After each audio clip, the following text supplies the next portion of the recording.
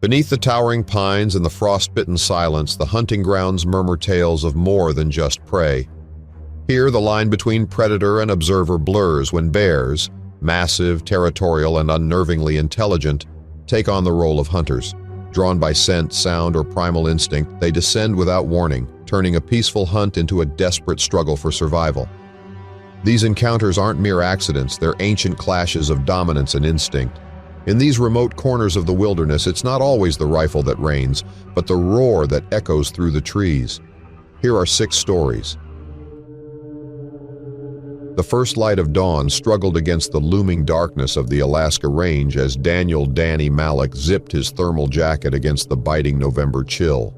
At 54, Danny had spent more than half his life hunting the backcountry trails near Cantwell, but experience had taught him that familiarity bred complacency. And complacency could be deadly in the Alaskan wilderness. The snow had fallen steadily through the night, blanketing the landscape in pristine white, ideal conditions for tracking moose. Their dark bodies would stand stark against the snow, and their massive hoofprints would be impossible to miss. Danny adjusted his pack, checked his Mossberg 590 pump-action 12-gauge, and set out from Alpine Lodge with a thermos of coffee that would be frozen by midday. The first 2 days yielded nothing but silence and solitude. Danny didn't mind. The rhythm of solo hunting centered him and gave him time to think. He'd come to these woods faithfully every November for 20 years, even after his divorce, and even after his son moved to Seattle and stopped joining him. The woods remained constant while everything else shifted. On the morning of the 3rd day, Danny noticed something odd, deep claw marks in the bark of a birch tree, fresh enough that the sap still glistened. They were positioned nearly 8 feet high, far too large for a black bear. Danny's pulse quickened.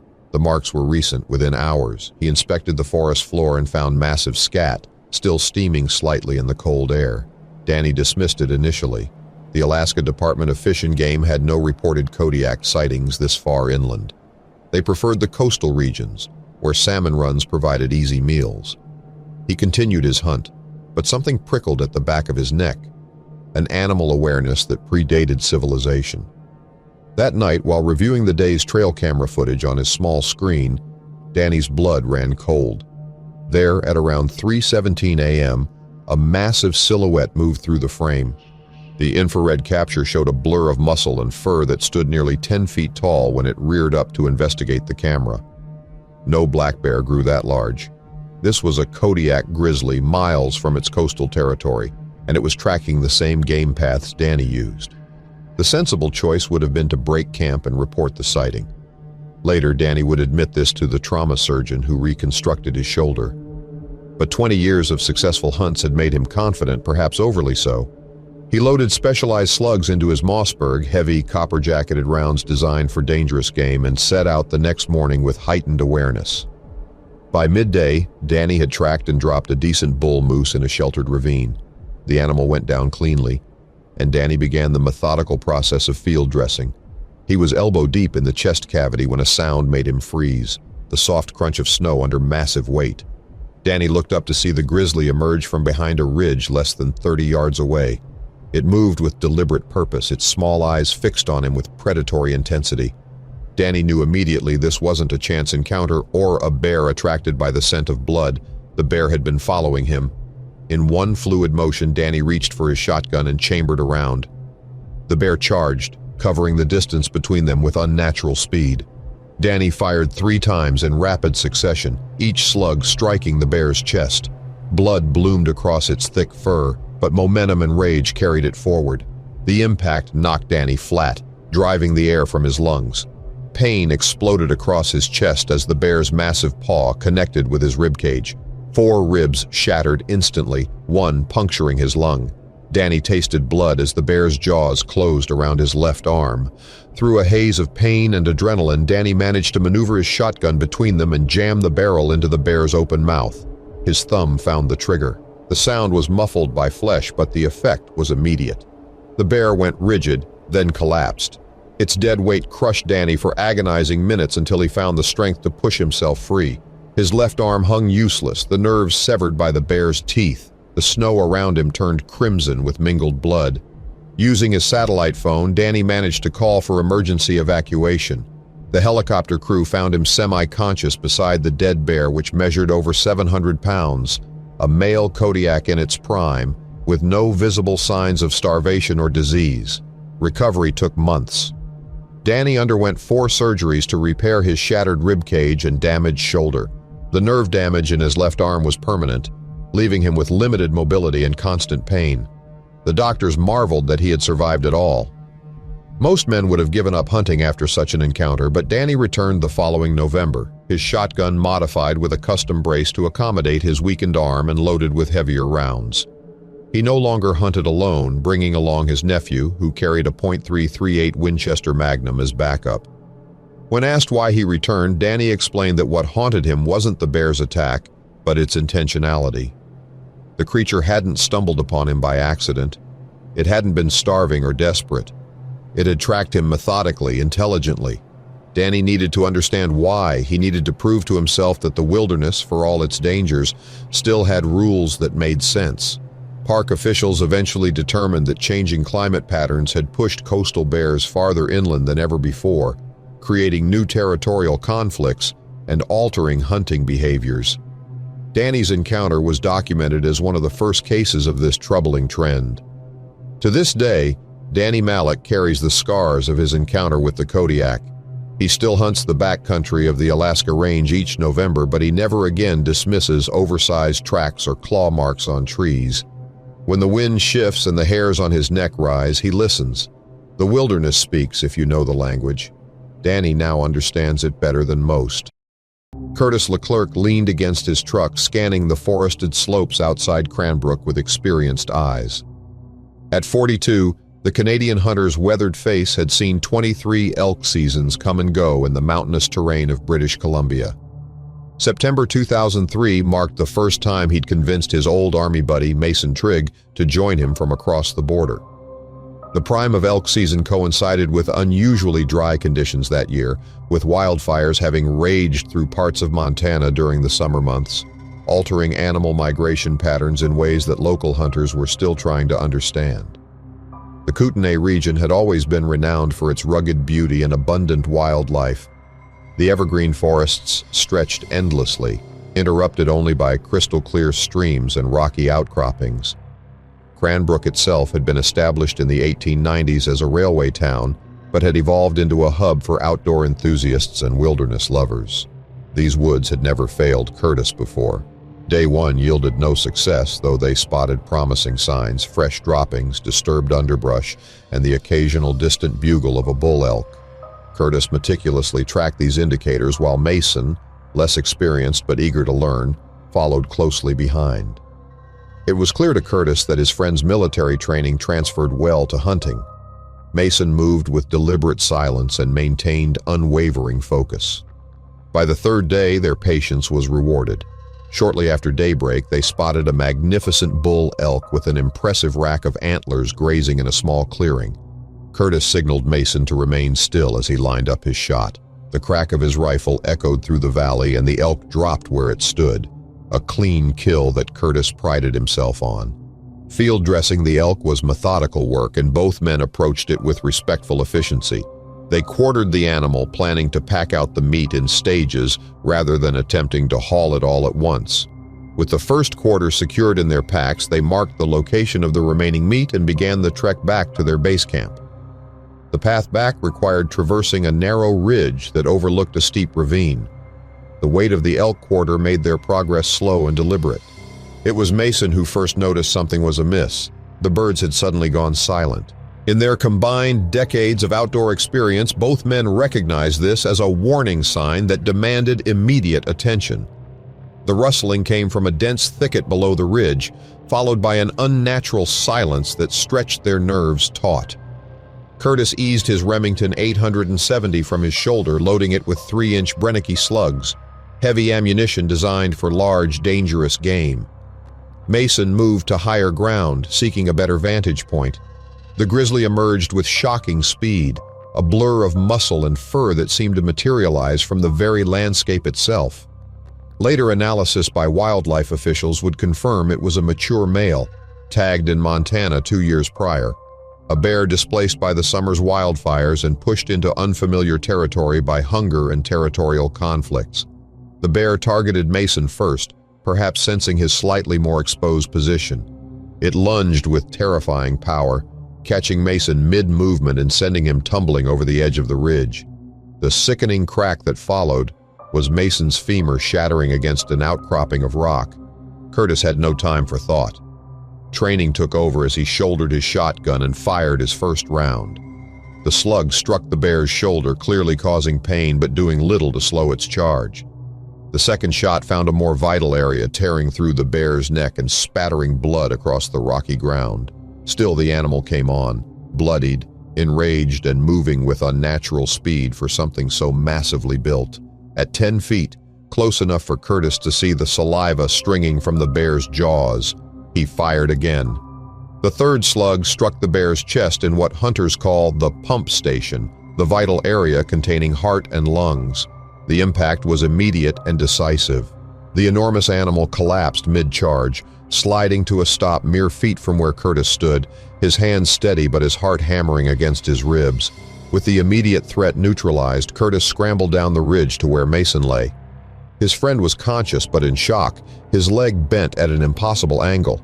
Using their satellite phone, a precaution Curtis never hunted without, he called for emergency evacuation. The nearest helicopter was 30 minutes out. Those 30 minutes stretched like hours. Curtis applied a makeshift splint to Mason's leg and covered him with emergency blankets to prevent shock from worsening. All the while, he maintained vigilant watch, his reloaded shotgun close at hand. The wilderness had already demonstrated its capacity for sudden violence once that day. When the helicopter finally arrived, the paramedics were visibly impressed by Curtis's first aid efforts. They stabilized Mason before airlifting him to the regional hospital in Cranbrook. Curtis remained behind long enough to direct wildlife officials to the bear's carcass. The subsequent investigation revealed much about their attacker. The bear had been tagged as part of a conservation study in a national park in Montana. Its unusual aggression was attributed to displacement from its normal territory by widespread wildfires, combined with the approaching hibernation season that drove an urgent need to build fat reserves. The scent of freshly dressed elk had likely drawn it from miles away. Mason's recovery required 3 surgeries and months of physical therapy. The titanium rod that now reinforced his femur would forever trigger metal detectors at airports, a fact he would later joke about once the trauma began to fade. Curtis never openly admitted to the nightmares haunting him about those moments on the ridge, though Mason often sensed their presence in the haunted look that occasionally crossed his friend's face. The following season, Curtis returned to the same hunting grounds. Nothing would keep him from the wilderness he loved. But his approach had changed in subtle ways. He selected campsites with greater attention to defensive positioning, and he never again field-dressed game without establishing a clear sightline in all directions. The incident became something of a local legend among Cranbrook hunters, shared over campfires as both a cautionary tale and a testament to preparedness. Curtis never sought this notoriety, preferring instead the quiet knowledge that when nature had tested him, he had proven equal to the challenge, though he never forgot how narrow that margin had been.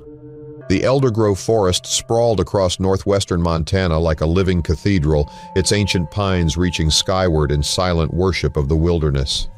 In late October 1991, the forest had transformed into a tapestry of copper and gold, nature's most spectacular display before winter's long slumber. It was here amid this autumnal splendor that 39-year-old Elmer Ridge sought solitude and purpose with his compound bow. The forest covered over 1.4 million acres of diverse terrain, from valley bottoms to alpine ridges, providing habitat for elk, deer, mountain lions, and the region's apex predator, the grizzly bear. In recent years, conservation efforts had helped the grizzly population recover from near extinction, a success story that occasionally created new tensions between human and ursine interests. Elmer had been bow hunting for nearly 2 decades, preferring the challenge and intimacy of archery to firearms. His campsite was minimal but well organized. A small tent, a carefully maintained fire pit, and a tree stand positioned strategically along a game trail. He had hunted these same woods for 7 consecutive seasons, learning its rhythms and secrets with the patience that only true hunters develop. The first 3 days passed uneventfully. Elmer tracked promising signs, fresh droppings, disturbed underbrush, the occasional glimpse of movement, but no clear shot presented itself. Still, he remained patient. The forest operated on its own timeline, not his. On the fourth morning, Elmer noticed something odd. His tree stand, which he had securely fastened to a sturdy pine the previous evening, had shifted position. The metal platform now faced slightly east rather than north as he had left it. Initially, he attributed this to his own memory lapse. Perhaps he had forgotten its exact orientation. Yet something cold settled in his stomach as he examined the mounting straps. They were precisely as he had secured them, tight and properly positioned. The stand itself had somehow rotated on the tree trunk. That evening, upon returning to camp, Elmer discovered his gear had been disturbed. His pack lay open, contents spilled across the ground. The small cooler containing his food supplies had been overturned, though, curiously, nothing was missing. Animal incursions typically resulted in stolen food, not merely scattered supplies. Elmer carefully restored order to his camp, then secured his provisions in the bear-proof container he had brought along as a precaution. Sleep came uneasily that night. Elmer had spent countless nights in the wilderness, but something about this disturbance felt deliberate, almost personal. He placed his Remington shotgun closer to his sleeping bag, loaded with slugs capable of stopping anything in these woods. The fifth day dawned crisp and clear. Elmer checked his perimeter before heading out, noting no fresh tracks or signs of disturbance. He spent the day in his tree stand, motionless and vigilant, but saw nothing larger than a pine marten. As dusk approached, he set up his thermal camera, a recent investment he had initially considered an unnecessary luxury. Now he was grateful for its reassuring presence. That night, Elmer reviewed the thermal footage on the small display screen. His breath caught in his throat. There, just beyond the camera's effective range, a large heat signature moved with deliberate purpose. The shape was unmistakably bear-like, but its behavior was unusual. It circled the perimeter of his camp at a consistent distance, never approaching directly but never leaving either. It was as if the creature was assessing, learning, and waiting. He had considered packing up and leaving, but decades of outdoor experience had taught him that panicking often created more danger than it avoided. Besides, injured pride was a powerful motivator. These woods had been his refuge for years. He would not be driven out by fear. Elmer slept fitfully, his hand resting on his shotgun. The sixth day passed without incident. Elmer remained in camp, maintaining his equipment and preparing for an early departure the following morning. He had decided that discretion was the better part of valor. Whatever was stalking his camp, bear or otherwise, seemed to be growing bolder with each passing night. As darkness fell, Elmer doubled his precautions. He secured his tent, loaded his shotgun with heavy slugs, and kept his powerful flashlight within easy reach. The night was unusually quiet, lacking even the distant hoots of owls or yips of coyotes that typically serenaded the forest after dark. The attack came not at midnight, as folklore might suggest, but at 3:17 a.m., that darkest hour when human vigilance ebbs at its lowest. Elmer awoke to the sound of ripping canvas as something massive tore through the side of his tent. Even in his shocked state, he registered the deliberate nature of the intrusion. This was not a random encounter, but a calculated assault. Elmer's hand closed around the shotgun's grip as a massive form blocked the newly created opening. In the faint moonlight filtering through the trees, he made out the unmistakable silhouette of a grizzly bear, its shoulders hunched and head low in aggressive posture. Years of hunting instinct took over. Elmer raised his shotgun and fired without hesitation. The first shot struck the bear's lower jaw, tearing away bone and tissue. The animal recoiled with a sound that would haunt Elmer's dreams for years to come, not a roar of pain but a choked whimper of confusion. The bear reared back, providing Elmer the critical second he needed to chamber another round and fire again. The second shot found its mark in the bear's eye socket, traveling upward into its brain. Death was instantaneous, the massive body collapsing half in and half out of the shredded tent. Dawn found Elmer sitting motionless beside his destroyed camp, shotgun across his knees, staring at the dead bear. When Fish and Wildlife Service officers arrived, summoned by his emergency beacon, they were struck by his calm demeanor, the 1,000-yard stare of a man who had faced his own mortality and emerged changed. The subsequent investigation revealed much about Elmer's nocturnal visitor. The bear was an old female, estimated to be nearly 20 years old. Advanced cataracts clouded her remaining eye, explaining her unusual behavior. Unable to hunt effectively, she had likely been drawn to Elmer's camp by scent alone, mistaking it for an easy meal. Her condition would have made her desperate as winter approached. Elmer gave up solo hunting trips after that night. Not from fear, as he explained to his hunting partners, but from a newfound respect for the wilderness and its unpredictability. He still hunted at Elder Grove Forest every October, but always with companions, always with greater awareness of his surroundings. The bear's skull now occupied a place of honor in Elmer's home, not as a trophy but as a reminder. The Silverthorn Mountains of Idaho stood sentinel over some of North America's most pristine wilderness, their rugged peaks and dense forests largely unchanged since the Lewis and Clark expedition first traversed the region in 1805. October 1984 brought crisp mornings and frost-tinged evenings to the mountains, along with the annual influx of hunters seeking white-tailed deer during the prime rutting season. Among these hunters was 47-year-old Thomas "Tommy" Hargrove, a veteran outdoorsman whose knowledge of these mountains was surpassed only by his patience.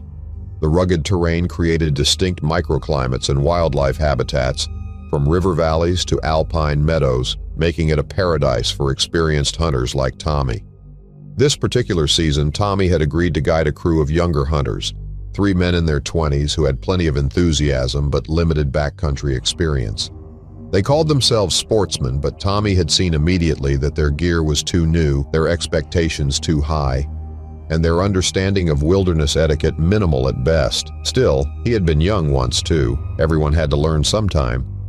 The youngest of the group, a desk job worker from Boise who insisted everyone call him Billy rather than William, seemed particularly out of his element.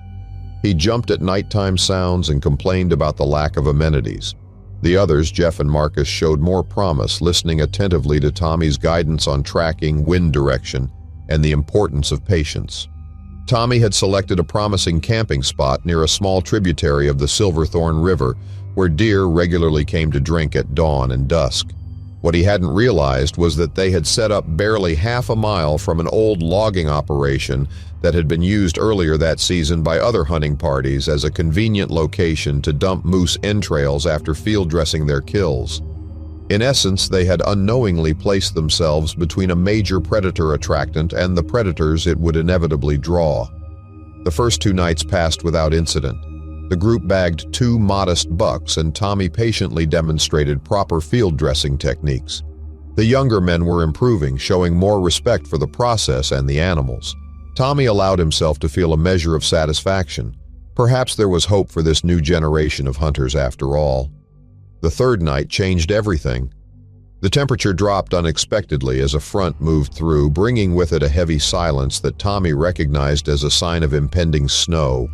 The men retired early to their tents, with Tommy taking a few extra minutes to properly secure their cleaned game, suspending it between the trees away from camp. It was approaching midnight when the scream shattered the silence. Tommy was instantly alert, years of hunting instinct overriding the initial disorientation of being woken so abruptly. The cry had come from Billy's tent, a sound of pure terror that sent adrenaline coursing through Tommy's veins. He grabbed his Ithaca 37 pump-action shotgun and exited his tent wearing nothing but long thermal underwear and wool socks. The camp was cast in silver moonlight, the approaching snow clouds not yet obscuring the full moon. Tommy saw immediately that something was wrong with Billy's tent. The nylon wall bulged unnaturally, moving with purposeful force rather than the random fluttering of wind. A low growl emanated from within, followed by another panicked cry from Billy. Tommy approached cautiously, his shotgun raised. He called out, hoping to startle whatever had invaded the tent into retreating. When no response came, he fired a warning shot into the air. The sharp retort echoed across the valley, momentarily silencing all other sounds. The silence lasted only seconds before the tent wall ripped open and an enormous black bear emerged, its fur glistening in the moonlight, muzzle wet with what Tommy desperately hoped was not blood. The bear was larger than any Tommy had encountered before, easily over 400 pounds. and its behavior was unnervingly aggressive. Rather than retreating at the sound of the gunshot, it turned directly toward Tommy and rose to its full height, snorting and foaming slightly at the mouth. Tommy had hunted these mountains for 30 years. He had encountered bears before, most of which wanted nothing to do with humans. This one was different, territorial, possibly rabid or simply habituated to human food after scavenging from hunters' camps. Whatever the reason, Tommy recognized the intent in its posture immediately. This bear was charging. Tommy stood his ground, knowing that running would trigger the predator's chase instinct. He aimed carefully and fired again, this time directing the slug into the center of the bear's chest. The impact was tremendous, the heavy round tearing through fur, fat, and muscle to find vital organs beneath. The bear dropped mid-charge, not 10 feet from where Tommy stood. The animal wasn't quite dead. It twitched for nearly 30 seconds, making wet, labored sounds that gradually weakened. Tommy kept his shotgun trained on it until he was certain it posed no further threat. Only then did he rush to Billy's tent to assess the damage. To his immense relief, Billy was physically unharmed, though the young man was pressed against the far wall of his tent, eyes wide with shock, barely able to form coherent sentences. The bear had apparently been drawn by a candy bar Billy had foolishly kept in his sleeping bag, a rookie mistake Tommy had specifically warned against. By now, Jeff and Marcus had emerged from their tent, alerted by the gunshots. They surveyed the scene with sober awareness, the dead bear offering a stark, visceral lesson in wilderness respect that Tommy's earlier teachings had failed to convey. The incident sobered the entire group. They spent the remainder of the night huddled around a hastily built fire, processing what had happened. Tommy explained that the bear's behavior was unusual, likely influenced by human food left at the old logging site and possibly suffering from an injury or illness that made it desperate enough to enter an occupied tent. The story spread quickly through the hunting community. Fish and game officials investigated the bear and confirmed Tommy's suspicions. The animal had grown increasingly bold in approaching human camps, likely due to food conditioning. The foregrip of Tommy's shotgun had indeed split from the force of the hasty shot, a detail that added drama to the retelling, but one that Tommy himself saw merely as a sign of his neglect in equipment maintenance. The younger hunters never forgot the experience. They pooled their resources to buy Tommy a replacement shotgun, a Remington 870 with a custom walnut stock that he treasured but seldom used in the field, preferring to keep it pristine. It hung in a place of honor in his home, eventually passing to his grandson, along with the story that gave it meaning. Tommy continued guiding occasional hunting parties for another 15 years, always including the bear story in his safety briefings. Not to frighten his charges, but to instill in them proper respect for the wilderness and its inhabitants. He never again camped near logging operations or processing sites, and he checked his group's food storage with religious diligence. The Silverthorne Mountains claimed many stories over the years, but in certain hunting circles the tale of Tommy Hargrove and the Midnight Bear became something of a campfire staple, a reminder that in the wilderness mistakes rarely go unpunished, and correct decisions rarely go unrewarded. October in Washington State's Silver Pine wilderness meant perpetual moisture, the price paid for hunting amidst some of the most pristine temperate rainforest in North America. At 62, Harold Hal Bennington had hunted black-tailed deer across these mountains for nearly 4 decades, long enough to know that discomfort was as much a part of the experience as the staggering beauty of ancient cedars draped in emerald moss. The 2021 season had opened with record rainfall, turning logging roads into muddy troughs and sending streams over their banks. Most recreational hunters had abandoned their plans, unwilling to endure the conditions. Hal viewed their departure as an opportunity. With reduced hunting pressure, deer would move more predictably, following their natural patterns rather than reacting to human disturbance. That morning, Hal had left his base camp at the edge of the Quinault Valley, heading into the less trafficked northern drainage where old-growth forest created perfect bedding cover for mature bucks. He moved with the deliberate patience of an experienced hunter, taking 10 measured steps before pausing for 3 full minutes of observation. This methodical approach had served him well through 3 tours in Afghanistan and 28 hunting seasons in the Silver Pine. Just after 11, during one such pause beneath a massive Douglas fir, Hal caught movement in his peripheral vision.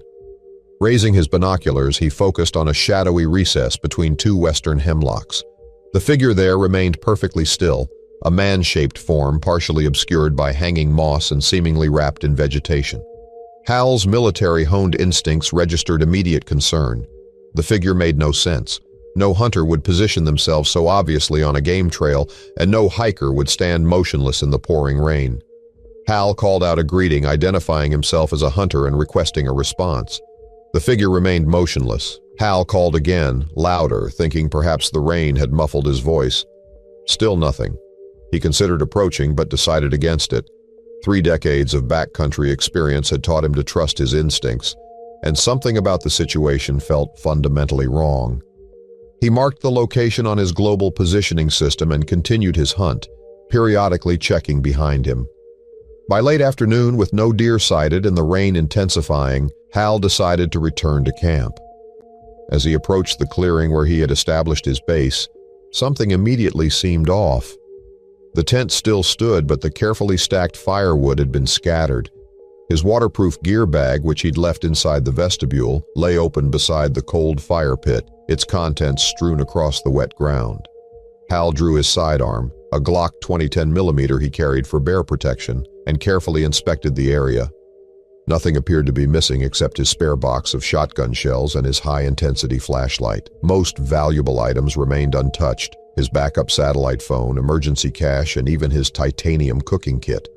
The intrusion seemed purposeless, explorative rather than theft-motivated. That night, Hal kept his Remington 870 tactical shotgun loaded and close at hand. Sleep came in short bursts between vigilant listening. The rain finally stopped around midnight, allowing the normal sounds of the forest to emerge from beneath the constant patter. Sometime after 2 in the morning, Hal detected movement at the perimeter of his camp, deliberate footsteps circling his position, maintaining consistent distance. He reached for his thermal monocular, scanning the darkness, but saw nothing definitive. Decades of military training had prepared Hal for situations of uncertainty. Before dawn, he set up a rudimentary perimeter alarm using paracord strung with empty aluminum cans, a technique he hadn't employed since his deployment overseas.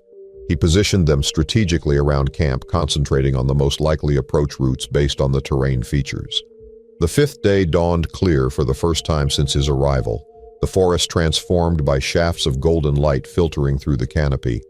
Hal resumed his hunt but remained hyper-vigilant, frequently scanning his back trail. Around midday, he spotted fresh boot prints on the muddy path, prints that matched the tread pattern of his own hunting boots but with a longer stride length.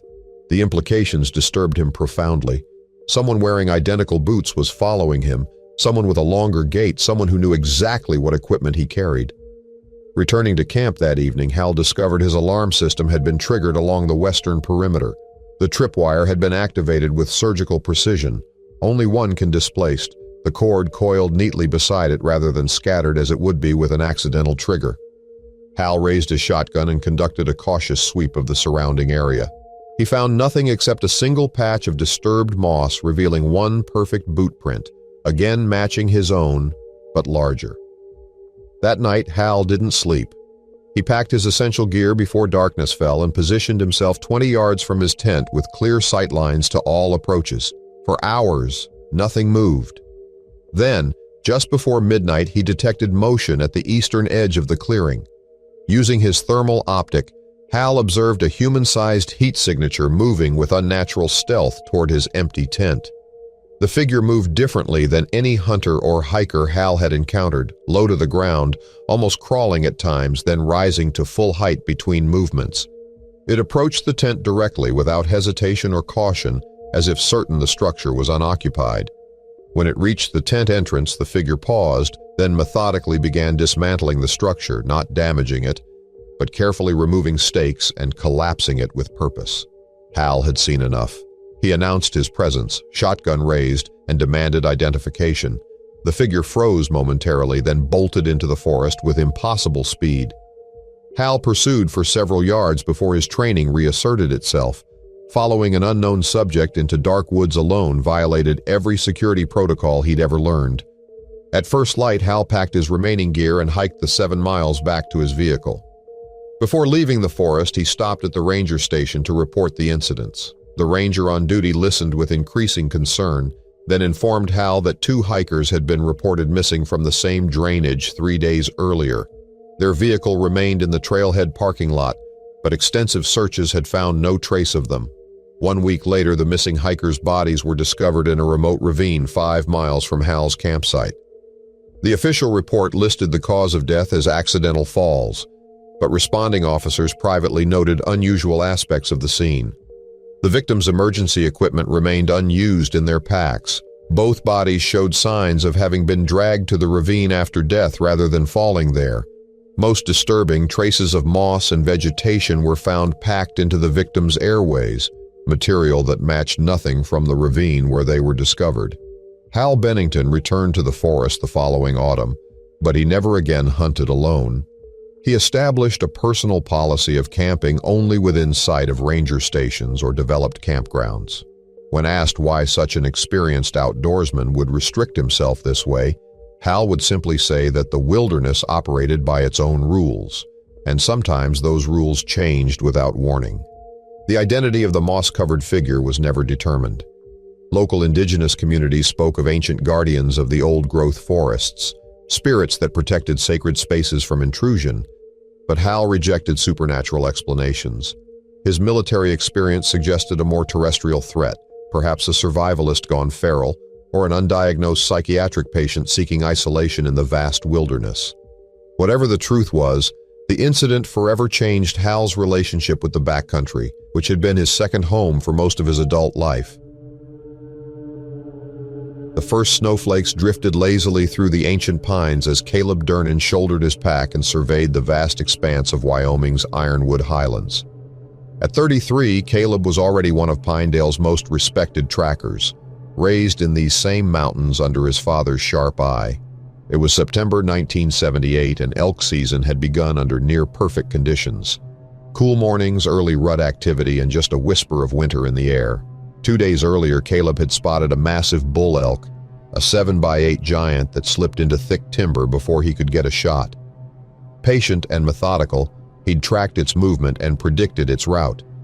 Now, on his 3rd day in the backcountry, he was set on intercepting the bull between its bedding grounds and feeding meadows. The early snow was unexpected but useful. Fresh powder made tracking easier and more silent. Caleb adjusted his orange vest and double-checked his Winchester 1300, loaded with rifled slugs. His father had insisted on shotguns, slower, closer, but more ethical, more deliberate. By midday, Caleb found fresh sign, tracks and droppings heading northeast. He moved with practiced care, keeping the wind in his favor. But by early afternoon, the snowfall thickened into a full squall. Wind gusted to 30 miles per hour. Within an hour, he could no longer see the ridgelines or even his own boot tracks. Disoriented, he tried to retrace his steps using his compass, but the storm erased everything. When he passed the same fallen log twice, he accepted the truth. He was lost. With night approaching, Caleb built a lean-to using branches and his space blanket. Through the night, he fed a small fire and fought the numbing cold, sleeping in short bursts. The storm passed by morning, but 8 inches of snow transformed the terrain into a blank sheet. He set out again, breaking branches as trail markers. But the deeper he moved, the stranger the forest became. Older trees, wider spacing, and eerie silence. As daylight faded again, he stopped near a massive pine and built a sturdier shelter beneath its sweeping boughs. That second night, just past midnight, he woke to a low, rhythmic breathing outside the tarp. Deep, steady, circling. Not elk, not bear, not coyote. Something different.